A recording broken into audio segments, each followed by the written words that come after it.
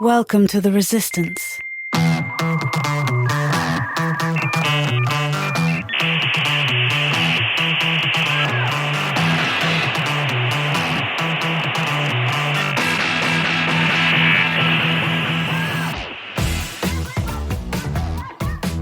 Hey Xers, and welcome back to Gen X Resistance. I am your host, Paul Stevens. The best there is, the best there was, and the best there ever will be. At least according to my dog, who doesn't get out very much. So before I get into today's episode, let's talk about why you didn't get a show from me last week. That was because I was sitting in a deer stand. That's right, I live in Arkansas. We hunt. It's cultural. It's traditional. It's therapy. And sometimes, just sometimes, we even bring home some meat. But last week, Bambi was perfectly safe. I did not see a single deer that I could actually shoot at. Was it cold and windy? Yes. Did I see a ton of squirrels? Absolutely. Leaves falling, tricking me into thinking something big was walking? Every 30 seconds. But deer? Nope.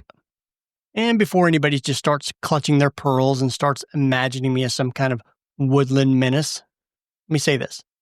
The deer I shot last year, that meat helped me feed people who needed it. And that is something I'm proud of.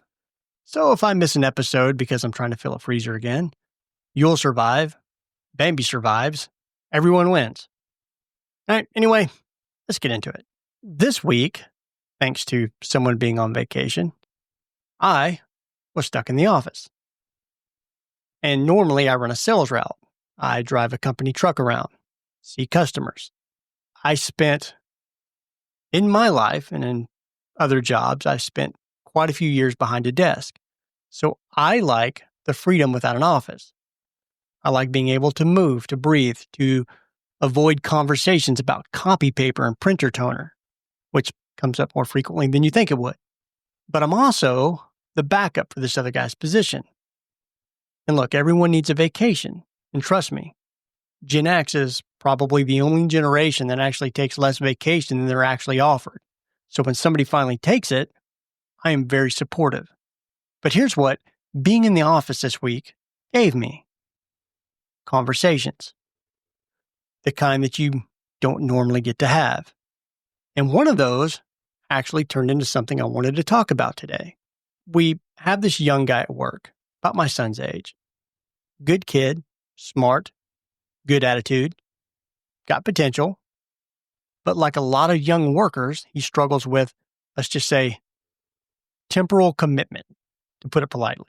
He and time are not exactly on speaking terms. Hours, minutes, and calendars, these things seem theoretical to him.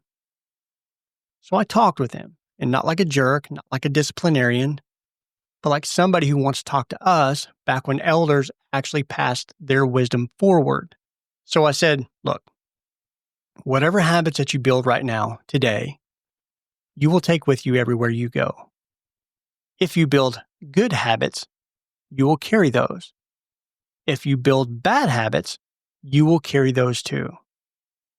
There's no reset button on this. No magical version of yourself that automatically appears with age and suddenly has everything figured out. You are always building the future version of yourself right now, every day. And then I told him something that I wish more people his age got to hear. Whatever you do, do it with excellence.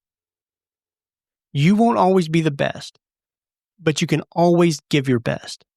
And that's where excellence starts. This isn't me piling on Gen Z. They're not stupid. They're not lazy. They are dealing in a much different world, a lot more chaotic than what we had to deal with. But there is something missing. Intentional excellence.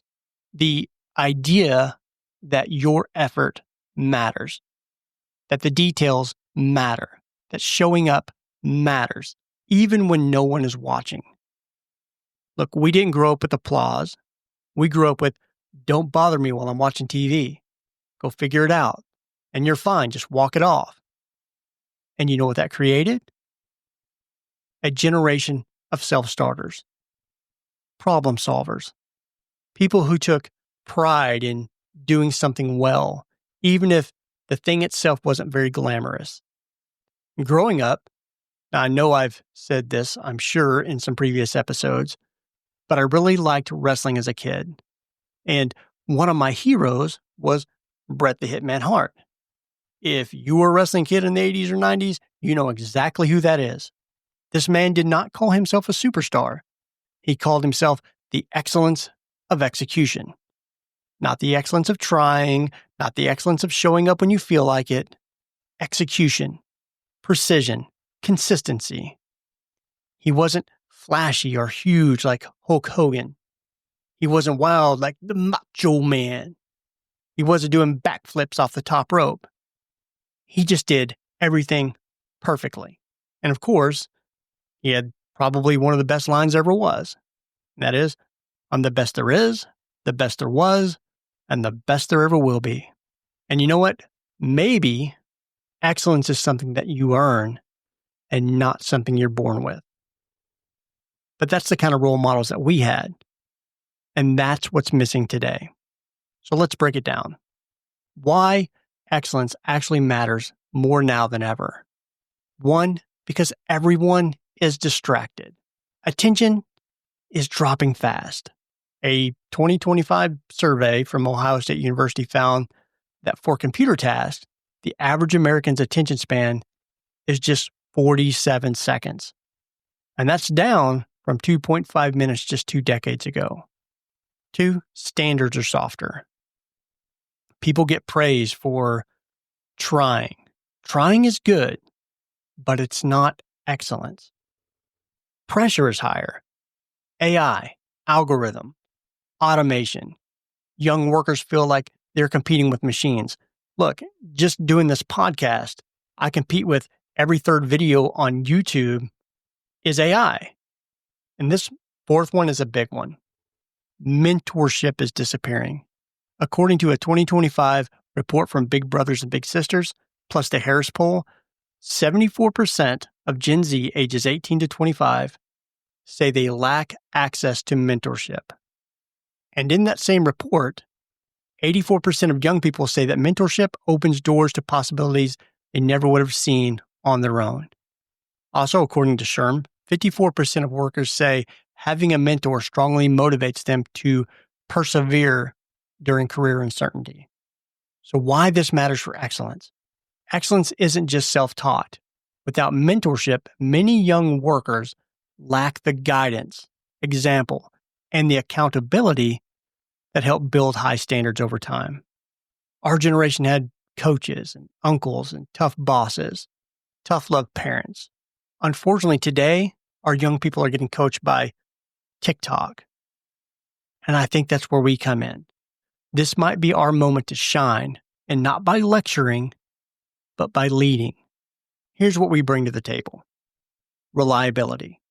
We show up, even when we'd rather be sitting on a deer stand. I'm still mad about not seeing anything. Independence. We fixed things. We figured stuff out. We didn't outsource everything to Google. Well, that's because Google didn't exist for most of our life. Work ethic. We didn't need a gold star. We just needed a paycheck and maybe a day off sometimes. Pride in the job. Not ego, but pride. The kind where you know your work reflects your character. Quiet excellence. Not performative, not Instagram worthy, just solid, dependable, consistent effort. Here's the thing. That kid I talked to, he didn't roll his eyes. He didn't dismiss it. He didn't say, okay, boomer, which I was half expecting, even though, we're not boomers. He listened. Because deep down, young people actually want guidance, not lectures, not condescension, just someone who's been there saying, man, you can do this. You can be great. But it starts with the habits that you choose today. That's it. That's the message. So here's my challenge to all of us. Let's bring back the excellence of execution, not just for ourselves, but for the kids coming up behind us. Let's be the steady hand. Let's be the mentor. Let's be the voice that says, show up, do the work, be excellent. because it matters. And if we don't teach it, who will? All right, Xers, that wraps up today's episode. Remember, excellence isn't a talent, it's a habit built day by day, job by job, choice by choice. And sometimes the best thing you can do for someone younger is simply pull them aside and say, I see what you can be. Now go work towards it.